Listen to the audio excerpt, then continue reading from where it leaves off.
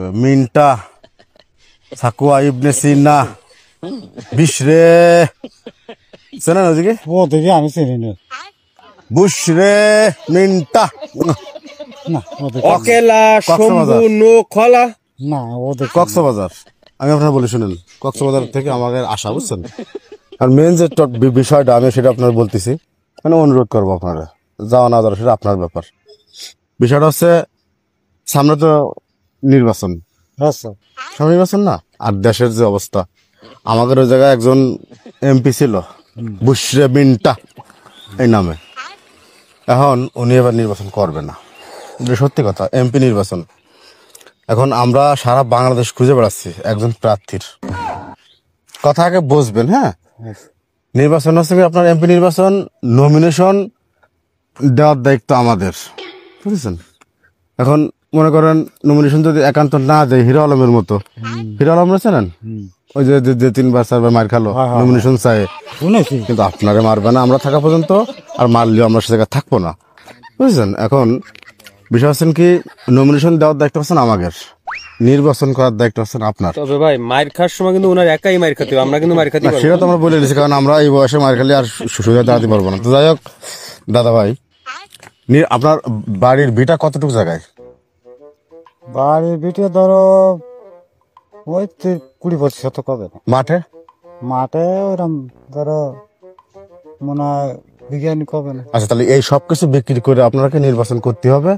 বিষয় হচ্ছেন কি, আমাদের জায়গায় এমপি যে ছিল আগে, সে কিন্তু নির্বাচনটা ও করবে না। আমার ওই আমি তা কথা শোনেন, আপনার তো কোনো লস নাই, কারণ আপনি যদি একবার নির্বাচনে যদি জয় লাভ করতে পারেন, ওরকম জায়গা জমি কোনো কোটি কোটি কোটি কোটি টাকা। এখন আপনার বাড়ির ভিটা বিলির জমি বিক্রি করার দায়িত্ব আমাদের। আমি তো আপনাকে বললাম, আপনার ওই কাস্টমার দেওয়া লাগবে না, খদ্দের দেওয়া লাগবে না, যে দামই হোক না কেন আমরা বেচাই দেবো আপনারে, বেচাই দিয়ে নমিনেশন পেপার আমরা কিনে দেবো।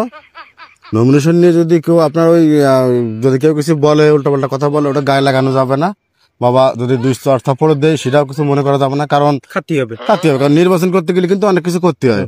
আমি একটা কথা বলবো এবারে, বলেন। হ্যাঁ ওসব বিষয় মোটে আমিও কিছু জানি। আপনার জানা লাগবে না তো, আপনি আমার কথাটাকে বোঝে, আমার কথা। আমি এরকম ধরুন লোক, আমি এরকম ধরুন লোক, আমি বিড়ি না খাইলে তো আমার 550 ভোট আছে, বিড়ি না খাইলে আমার সংসার চলবে না। আচ্ছা শোনেন বিড়ি না খাইলে আমার সংসার চলবে না। কাকা, আমার কথা বিড়ি শোনেন। না খাইলে আমার সংসার চলবে না। ওসব মোটে বিষয় আচ্ছা, আপনার বিলি না খেলে সংসার চলবে না, কিন্তু আপনার ওই বিলির ওই ভিডিওটা তো আমি রাখবো না রে বাবা, তা খাবেন কোন জায়গায়? ঠিক আছে, তারপরও কথা শুনেন আমার আগে, আপনি দুটো মিনিট দোন শুনেন। দিতে খাই আমি। জোন বেচা সে যদি আপনি শোনেন, এসি রুমে বসে যদি শোনেন। জোন বেচাচ্ছে, এসি রুমে যদি বসে আপনি মনে করেন টাকা ইনকাম করতে পারেন, জোন বেচবেন কিসের জন্য? আর আপনি যে মাঠে যাবেন, আপনার যে জমিটা আছে ওটা তো আমি থবো না, ওটা তো আমি বেঁচে ফেলবো, ওটা তো মাঠে যা লাগতেছে না। এইবার আমি আপনার বলে শুনেন, নির্বাচনে যদি জয়লাভ করেন, সাপোজ, আচ্ছা কথা বোঝেন আগে আমার কথা, মেম্বার আছে, মেম্বারে বলেন ওনার কাছে যাবানি, আগে আপনার প্রার্থী রাজি করাতে হবে কাকা। আমি ব্যস্ত, আমার আচ্ছা একটা মিনিট শেষ হয়ে গেছে, আমার কথাটা শোনেন, আমি আমার লাস্ট কথাটা শোনেন। আপনার ভিটে বাড়ি যে জায়গায় আছে বিক্রি করে নমিনেশন পেপার কিনে নির্বাচন করা দিতে হবে, দেবো আমরা আপনারে।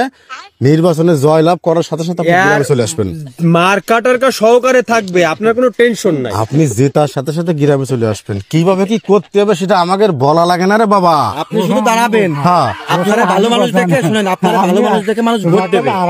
বাকি কাজ আমাদের। আমি বলবো না। কাকা, আপনি যোগ্য প্রার্থী কাকা, আপনি একজন যোগ্য প্রার্থী, দরকার হলে জাল আমি ফেলাতে যাবো, কাঁচা লুঙ্গি সব। কাকা শোনেন, কথা শোনেন, তাহলে আপনাদের গ্রামে আপনার বয়সী একজন প্রার্থীর নাম আমরা বলে দিয়ে যান।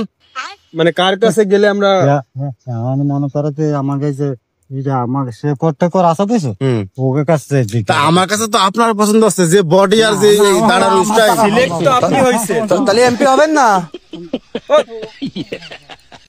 এই এসি গাড়িতে চড়বেন, এসি বাড়িতে থাকবেন, বিটে বাড়ি আমরা বাঁচবো কাকা। আপনারা জাল পাইতে খাওয়া লাগবে না কাকা।